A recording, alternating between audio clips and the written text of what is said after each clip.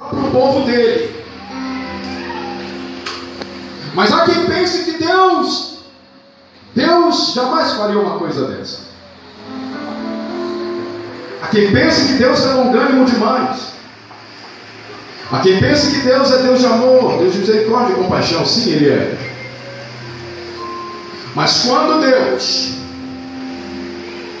está para executar a sua justiça, por causa de sua santidade, Ele deixa de lado a compaixão e a misericórdia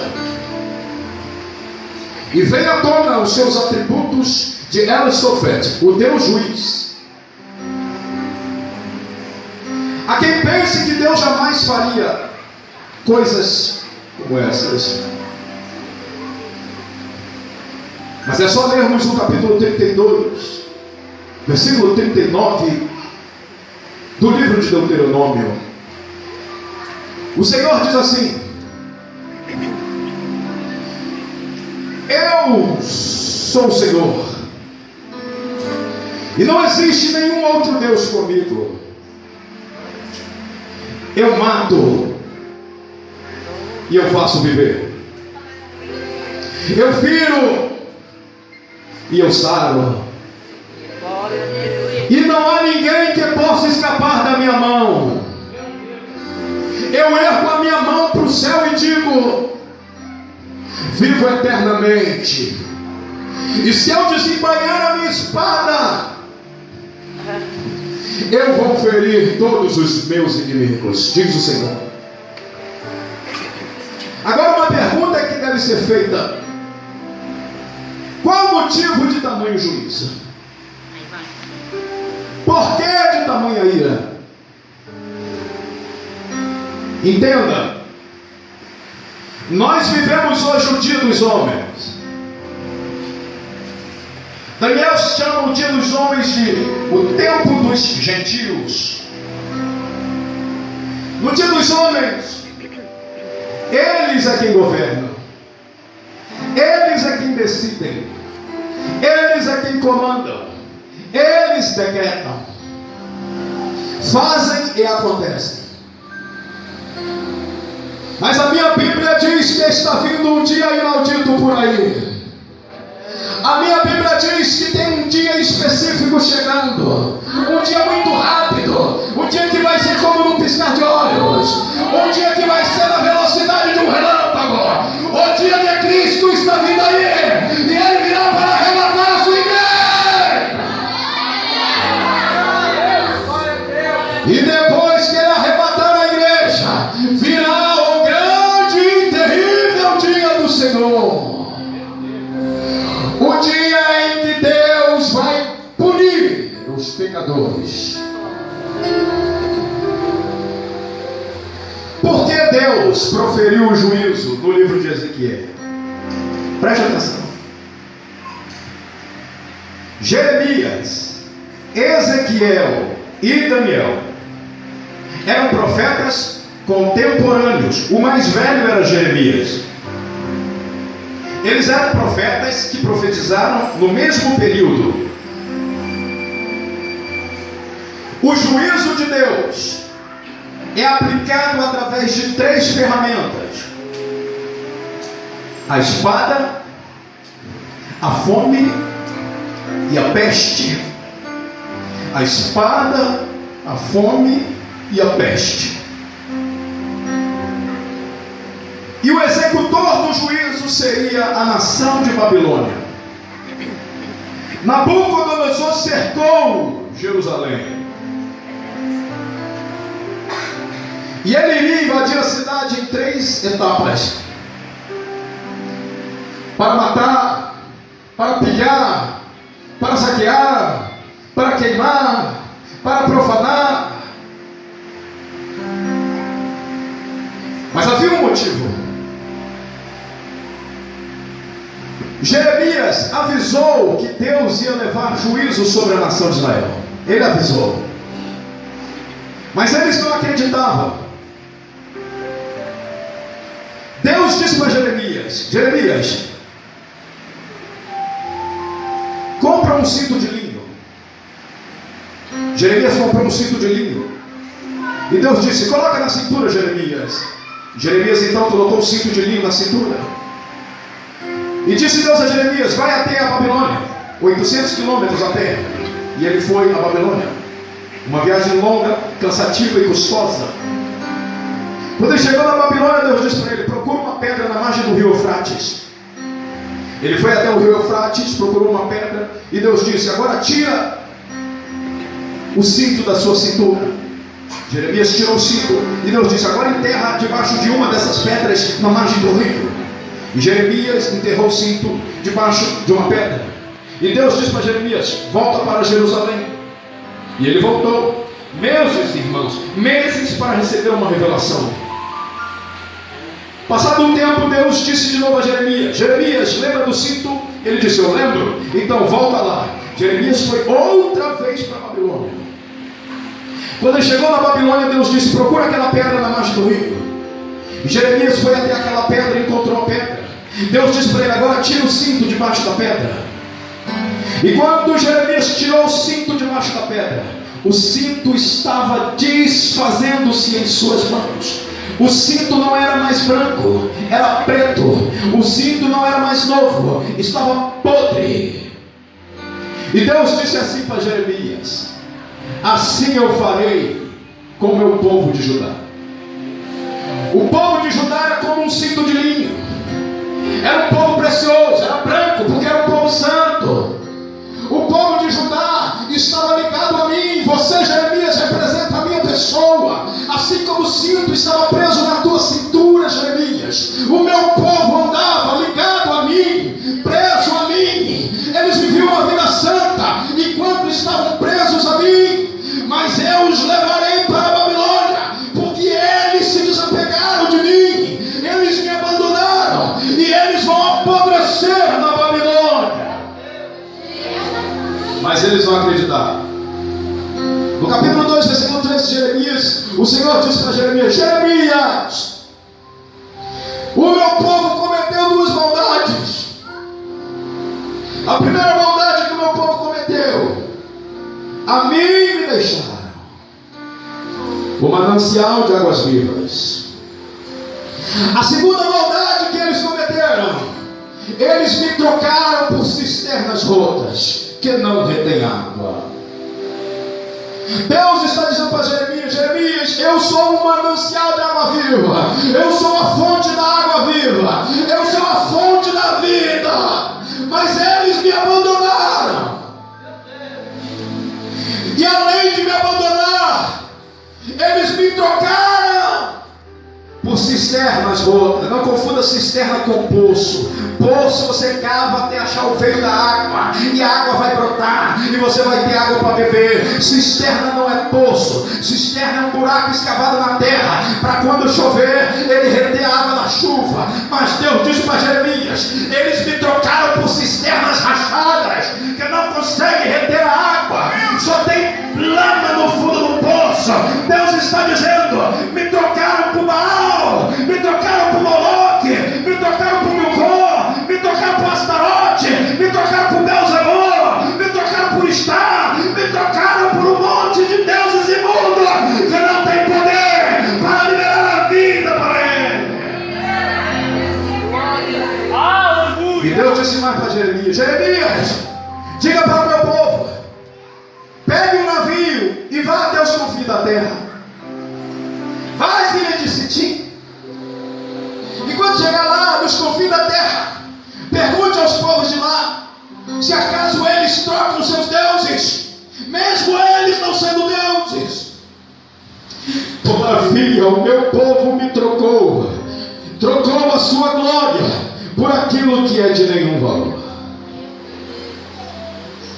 Deus disse para Jeremias: Jeremias, compra uma botija, um vaso de oleiro. E Jeremias comprou a botija. E Deus disse: agora chama os anciãos dos sacerdotes e os anciãos do povo, ou seja, a autoridade religiosa e a autoridade civil, e vai para o vale de Non, no meio do lixo. E ele reuniu aquele povo.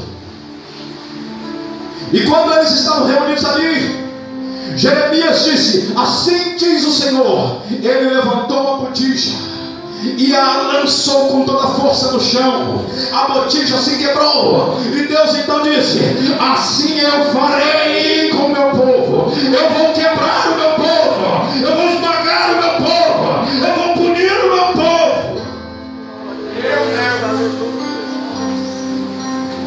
Mas eles não acreditaram.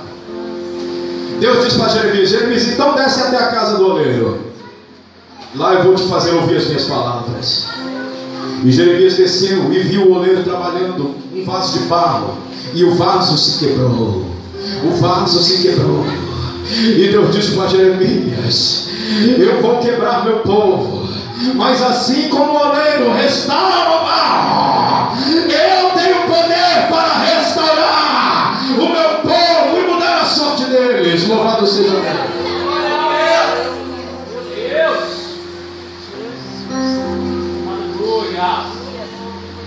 Por que Deus está dizendo que vai fazer isso?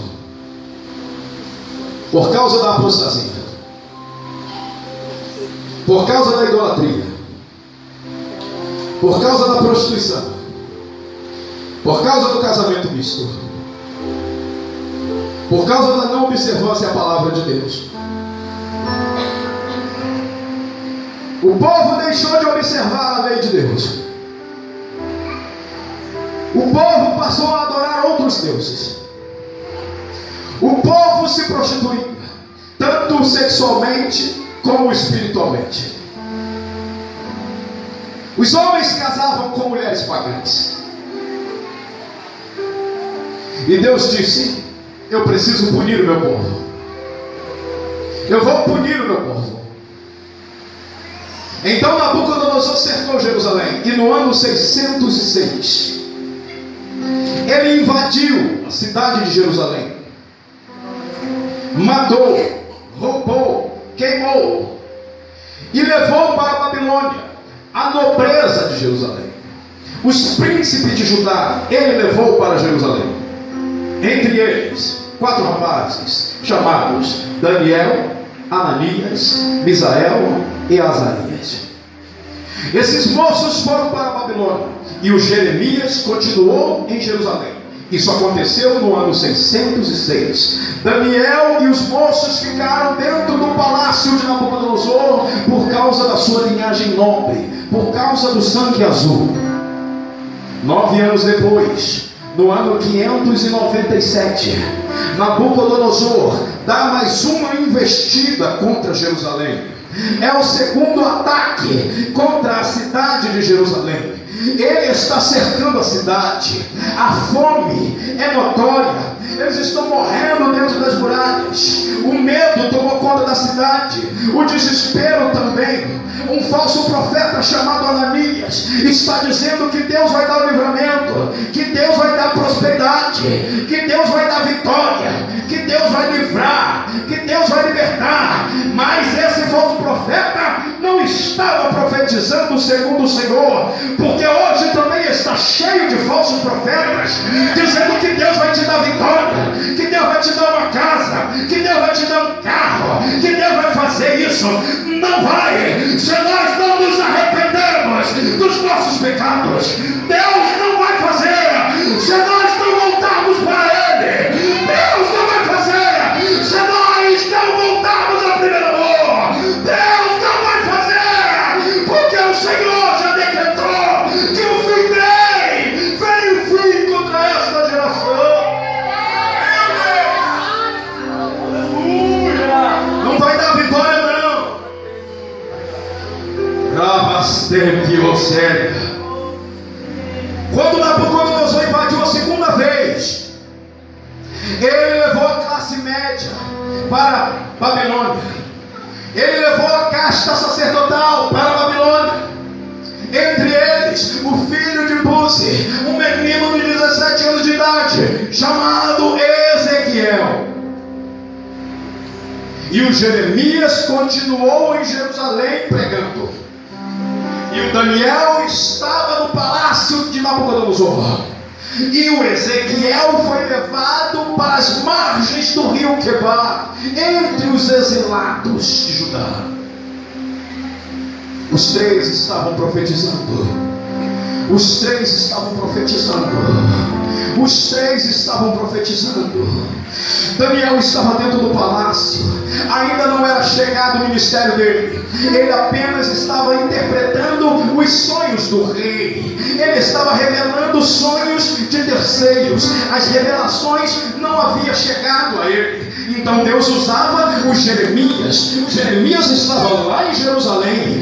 Então prenderam os Jeremias, amarraram ele no cárcere, e ele ficou detido de profetizar. Então Deus levantou Ezequiel, porque Deus nunca vai ficar sem profeta. Deus ainda tem profeta. Deus ainda tem homens que falam a verdade. Deus ainda possui homens que têm temor de sua palavra.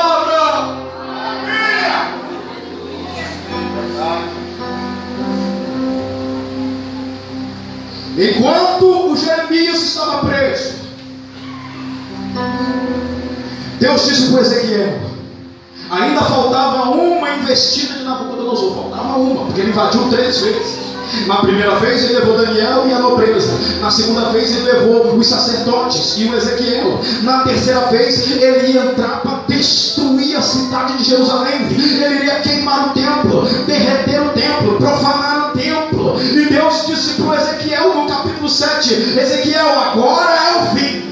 Vai ser a última investida. Eu vou matar, porque o juízo está sobre eles. E o Ezequiel não entendeu: por que o Senhor vai fazer isso, Senhor? Por que tu vais fazer isso com a tua santa cidade? Por que o Senhor vai fazer isso com o seu povo? E ele disse: eu vou te mostrar. Eu vou te mostrar por que eu vou fazer isso. Então Deus pegou o Ezequiel pelos cabelos e levou ele lá em Jerusalém. Ele estava na Babilônia e Deus levou ele lá em Jerusalém. Onde é que Deus levou ele? No templo. A primeira coisa que o Ezequiel viu no templo, o ídolo na frente do altar, tinha uma imagem imunda em frente do altar. E Deus disse: é por isso que eu vou punir o meu povo, porque o meu povo é idólatra, o meu povo não me adora mais, o meu povo tem ídolos. Panela! Talvez você fique falando: essa mensagem não é para nós, porque nós não somos idólatras. Mentira! Os evangélicos estão cheios de ídolos, cheios de amuleto, cheios de pai de santo, filho de pastor. Os evangélicos estão cheios de cantor famoso, de pregador famoso, cheios de idolatria. E é por isso que o fim já está decretado. Louvado seja Deus. Para pregar uma mensagem de pé de 500 mil, 2 mil, 3 mil reais. Um cantor famoso está pedindo 80 mil reais para poder cantar no congresso. O fim está vindo, meu filho, porque tem um ídolo dentro do templo. Mas Deus, ele não se deixa escarnecer. Aleluia.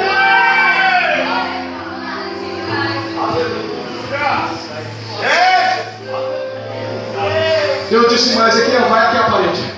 Está vendo o buraco na parede? Ele disse: eu estou vendo, cava mais buraco, abre o buraco. E ele foi cavando até virar uma porta, e ele passou. Agora olha. E ele olhou.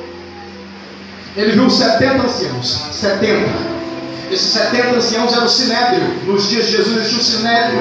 O Sinédrio era composto por 70 anciãos, mais o sumo sacerdote. Era a autoridade da nação, as autoridades do povo de Deus. Olha para eles, olha para eles, olha para eles. E o Ezequiel olhou. E aí, Senhor, o que tem? Está vendo aí? Eles estão desenhando imagens de répteis, de serpentes, de animais imundos nas paredes do templo. Coisa imunda dentro do templo. Está vendo aí, Ezequiel? Por que é que eu vou mandar o juízo sobre o meu povo? Porque o meu povo está compromissado com coisas imundas. Irmãos, até pouco tempo atrás a igreja não tolerava. Se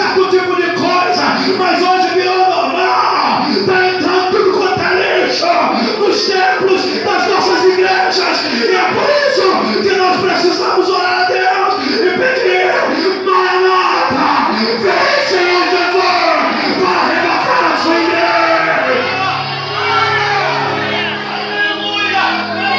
E não era qualquer um, não, era autoridade.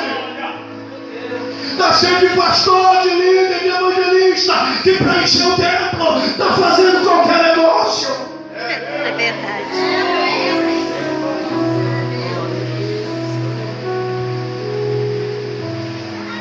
Deus disse para Jeremias, para Ezequiel: você quer mais, Ezequiel? Vou te mostrar. Vai lá no pátio das mulheres. Vai no pátio das mulheres. No complexo do templo tinha o Santo dos Santos, o lugar santo, o pátio dos hebreus sacerdotes, o pátio das mulheres e o pátio dos gentios. Vai no pátio das mulheres, as mulheres só iam até lá. Quando ele foi no pátio das mulheres, as irmãs estavam sentadas no chão chorando. Chorando por amor a Deus? Não. Elas estavam chorando por causa de um Deus chamado Tamuz. Um Deus imundo. Uma divindade maldita. E as mulheres que sempre foram mulheres de oração, as mulheres que sempre foram coluna da igreja, as mulheres que formavam a coluna da fé em Israel, elas também estavam adorando. E não disse: ei, já não se fazem mais mulheres de Deus como antigamente. Deus.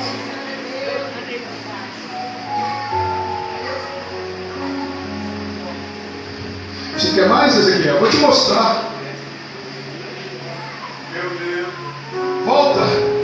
Volta lá perto do altar. Entre a porta do santo lugar e o altar, entre o pórtico e o altar, volta lá. E o Ezequiel voltou. Ele viu 25 homens.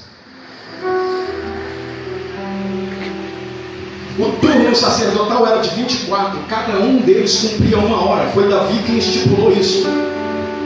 Então os 24 homens que estavam ali eram 24 sacerdotes. E o 25º? O 25º era o sumo sacerdote. Eram os homens que deviam levar o povo a Deus. Eram os homens que tinham a responsabilidade de apresentar as causas do povo para Deus. Eram os homens que faziam a mediação entre o pecador e Deus, os sacerdotes. Mas quando Ezequiel voltou, eles estavam de costas para a Arca da Aliança, onde estava a glória de Deus. A glória de Deus estava lá no lugar santo. E a porta do templo ficava para o leste, para o lado oriental, onde nascia o sol. A Bíblia diz que eles viraram as costas para Deus e passaram a venerar o sol. O sol nascia e eles prestavam culto ao sol. Deixaram o sol de Israel, o sol da justiça, o sol e escudo, para adorar o astro chamado estrela maior. Eles começaram a adorar Elohim Shemesh, ou Shemesh Elohim, o Deus Sol. E Deus perguntou: está vendo, Ezequiel? Eles viraram as costas para mim. Existe uma palavra no hebraico para apostasia, se chama Meshubá. Meshubá significa virar as costas para Deus. Quando o crente vira as costas para Deus, é porque ele apostatou na fé. O apóstolo Paulo disse: não se engane, porque isso não acontece sem que antes venha a apostasia, e então se manifesta o filho do pecado, o homem da perdição, o qual se levantará contra tudo que se chama Deus ou é objeto de culto. Não se esqueça que eu vos disse isso. Só que depois que essa apostasia se manifestar, o filho do homem virá nas nuvens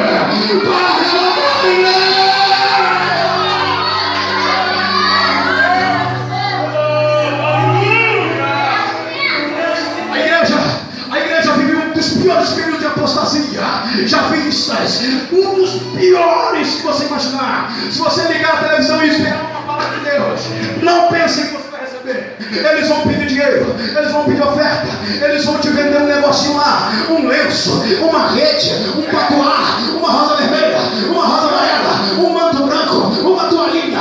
Vão te empurrar esse monte de tralha, porque já apostataram da fé. Mas a apostasia é um bom sinal, é sinal de que o arrebatamento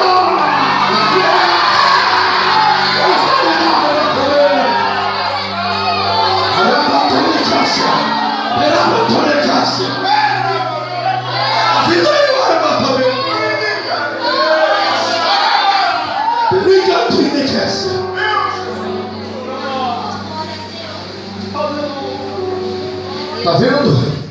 Ezequiel. Agora você não entende, Ezequiel. Agora ouça, Ezequiel, o que eles vão falar. O Ezequiel atentou os ouvidos e começou a ouvir aqueles 25 homens. Enquanto eles adoravam o sol, eles diziam assim: o Senhor nos abandonou. O Senhor nos abandonou. E Ele não nos vê. O Senhor foi embora da terra e Ele não consegue nos ver. Vamos fazendo oculto, Ele não consegue nos ver. Ele foi embora do templo, mas a glória de Deus ainda não havia ido embora. Ela vai embora no capítulo 10. A glória de Deus estava lá. O Ezequiel saiu da Babilônia e viu a glória de Deus no templo. Aqueles 25 estavam lá e achavam que Deus tinha ido embora. Sabe por quê? Porque incrédulo não consegue ver a glória de Deus. Ela ainda não foi embora. Ela está aqui. A glória de Deus ainda está aqui. A glória de Deus ainda está aqui entre nós.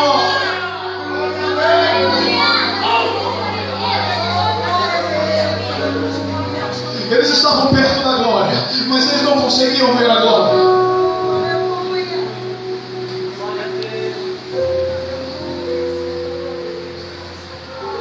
Viu, Ezequiel? Ele disse: eu vi, Senhor. E Deus disse para ele: agora me dá licença. Capítulo 9. O Ezequiel ficou de lado observando. E Deus deu um brado da sala do trono. E ele disse: guardiões da cidade,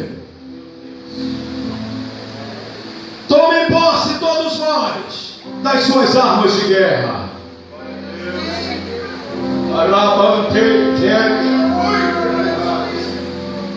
Apareceram 6 anjos com espada nas mãos. E o Ezequiel estava estarrecido. Ele estava chocado com o que Deus ia fazer. Ele ainda não estava acreditando que Deus ia fazer aqui. Mas Deus disse para ele no capítulo 7, versículo 2: o fim chegou.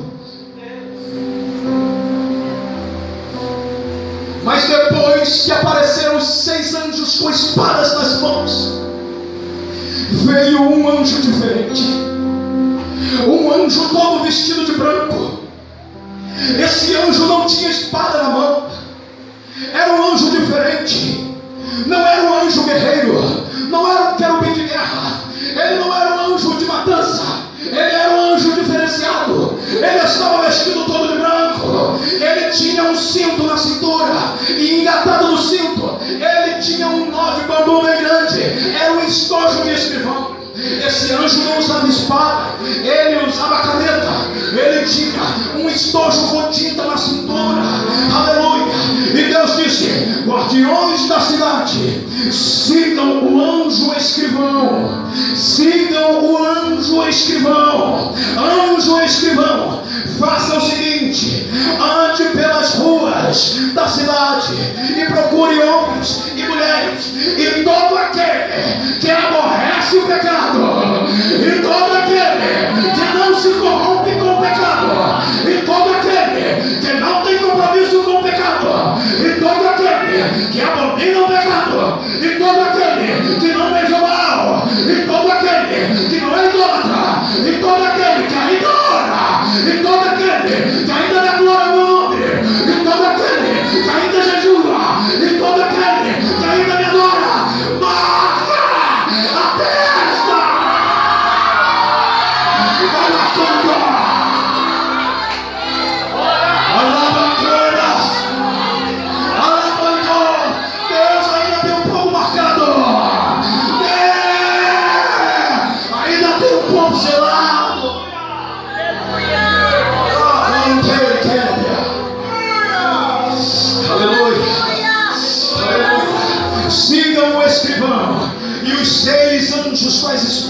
levitas iam atrás do escrivão. E Deus disse para o escrivão: marca com Tav.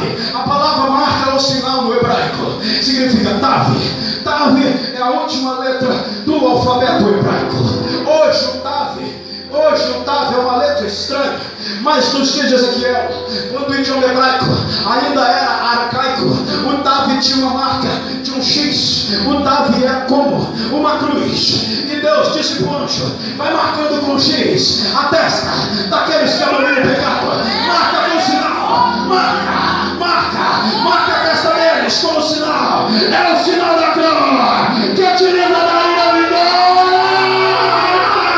Jesus te marcou com sangue na cruz do Calvário. Você pode glorificar o nome dele, você pode adorar o nome dele, porque a espada não virou contra a tua vida.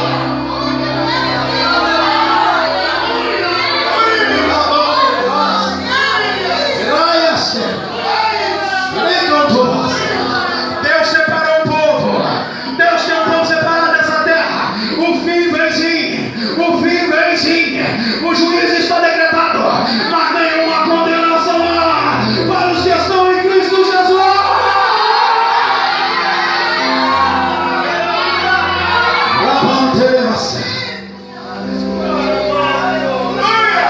Deus é expert em dar fim às coisas. Vou encerrar. Ele criou uma dispensação antes de criar o homem, chamada dispensação angelical. Dispensação é um período de tempo onde ele se relaciona com sua criatura. Ele se relacionava com os anjos da dispensação angelical. Um querubim metido à besta achou que podia ser maior que Deus. Então Deus lançou ele por terra e deu fim à dispensação angelical. Acabou. E ele decretou o juízo sobre os anjos. Ele começou uma nova dispensação, a dispensação da inocência. Deus começou a se relacionar com o homem, com um casal no Éden. Um dia eles deram ouvido a Satanás e Deus terminou com aquela dispensação. Ele deu fim à dispensação da inocência, punindo o casal e o expulsando-os do Éden. Então Deus começou uma nova dispensação, a dispensação da consciência. Na dispensação da consciência, Deus tinha um povo, os filhos de Sete. Sete foi substituto de Abel, assassinado por Caim, mas Caim também tinha uma descendência, os filhos de Caim. No capítulo 6 do livro de Gênesis, os filhos de Sete adentram com as filhas de Caim. Então Deus acaba com aquela dispensação, punindo aquela geração com o dilúvio. Deus começa então a dispensação do governo dos homens. Os homens começaram a governar a terra, e Deus trabalhou com a família de Noé através de Sem, Cã e Jafé. Mas Noé pecou quando saiu da arca, edificou uma filha, se embebedou e embriagou seu filho Cã. Então Deus desmanchou a dispensação do governo humano e decretou um juízo, confundindo as línguas em Babel. Então Deus começou uma nova dispensação, a dispensação dos patriarcas. Deus levantou um homem chamado Abraão, Isaque e Jacó, e depois levantou José, e depois levantou Moisés. Mas eles pecaram e foram parar lá no Egito. Deus acabou com a dispensação dos patriarcas, deu juízo para eles, levando eles para o cativeiro de Faraó. Então Deus começou uma nova dispensação, a dispensação da lei de Moisés. Foi lá no Sinai que ele deu a lei para Moisés. Então aquele povo começou a pecar e não deu mais ouvido à lei de Moisés. Deus então acabou com a dispensação e eles foram parar no cativeiro assírio e no cativeiro da Babilônia. Jesus veio a esse mundo, foi ao Calvário e começou uma nova dispensação, a dispensação da graça de Deus. Nós estamos nesta dispensação. Agora uma pergunta: o que é que nos faz pensar que Deus não vai desfazer essa dispensação? Porque todas deram errado e Deus desmanchou todas. Essa também está dando errado e Deus também vai desmanchar, e Deus vai punir os culpados. Os homens, mesmo estando debaixo da graça, não reconhecem o Senhor como Salvador. A igreja, mesmo tendo o sacerdócio santo, a igreja mesmo sendo da linhagem de Melquisedeque, a igreja mesmo tendo a mensagem da graça, não faz missão. Os crentes não ganham alma, os crentes não evangelizam, os crentes não oram, ninguém sabe a Bíblia. A maioria dos crentes nossos nunca leu a Bíblia, não entendeu nada. É pastor contra pastor, é ministério contra ministério, é convenção contra convenção, é ministério, é louvorista contra pregador, é pregador contra louvorista. Não, jovem, adulto. Se acude adulto, não vai o jovem. Se acude jovem, não vai o adulto. É uma bagunça e está dando tudo errado. Mas Deus vai acabar com essa dispensação também, porque Ele vai me arrebatar. Ele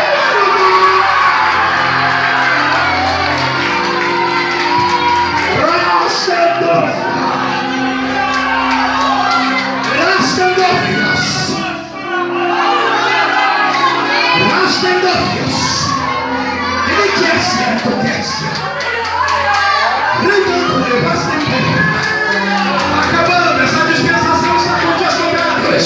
Essa dispensação está com dias contados. Ele está vindo aí.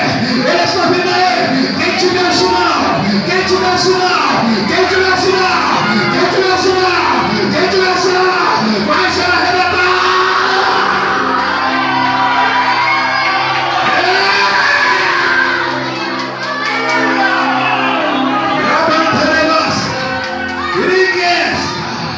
Aleluia.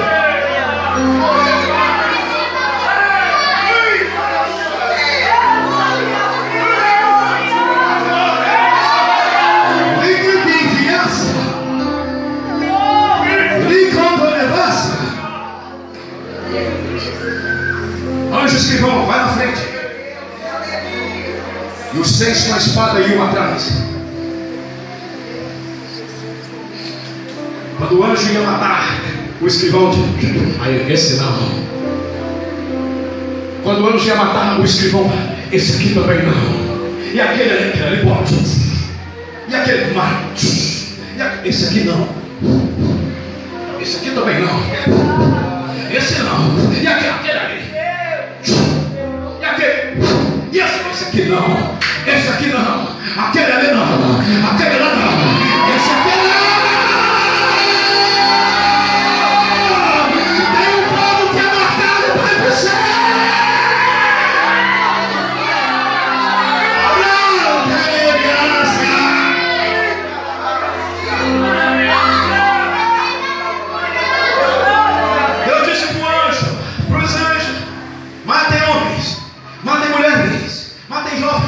Matem crianças, matem adultos, matem velhinhas, matem todos. Você vai matar todo mundo? Não, claro que não. Quem tiver a marca não toca.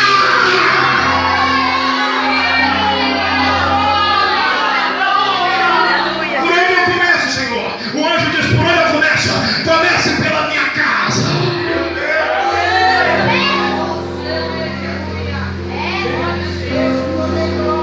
Matai sem dó.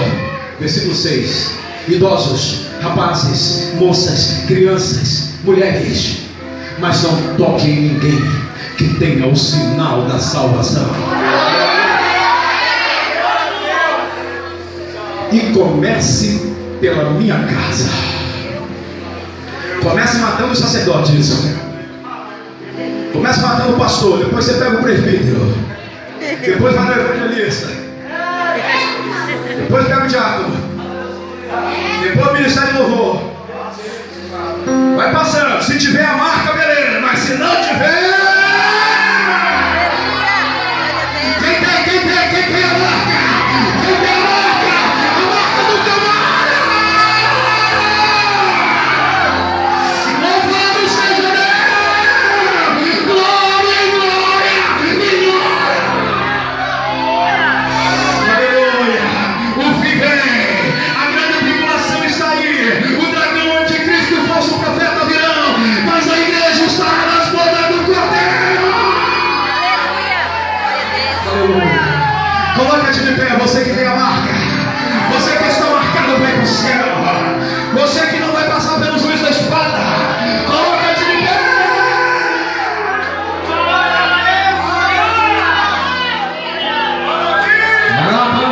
Seu fim vem, o fim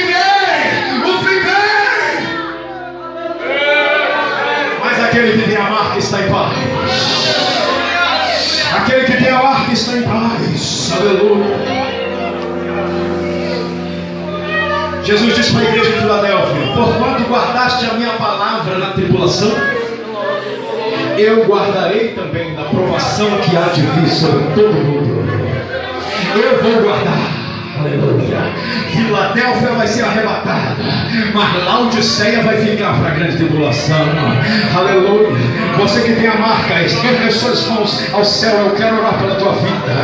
Pai amado, querido eterno, obrigado, porque um dia o Senhor nos selou com o Espírito Santo da promessa, e hoje nós estamos fazendo parte de um povo que está marcado para ir para a glória, marcado para ir para a eternidade, marcado para ser transformado, marcado para ser arrebatado, marcado para morar no céu, marcado para passar do tribunal de Cristo, marcado para entrar na sala do trono, marcado para entrar nas mãos do Cordeiro, marcado para entrar na Nova Jerusalém, marcado para viver na nova terra, marcado para viver na eternidade, marcados, nós somos marcados.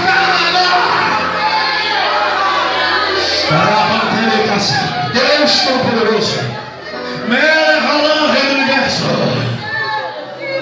glória ao teu nome, glória ao teu nome, glória ao teu nome, que vai punir o pecador, glória ao teu nome, que vai punir o ímpio, glória ao teu nome, que vai punir o injusto, glória ao teu nome, que vai exercer justiça, glória ao teu nome, que nos livra da ira vindoura.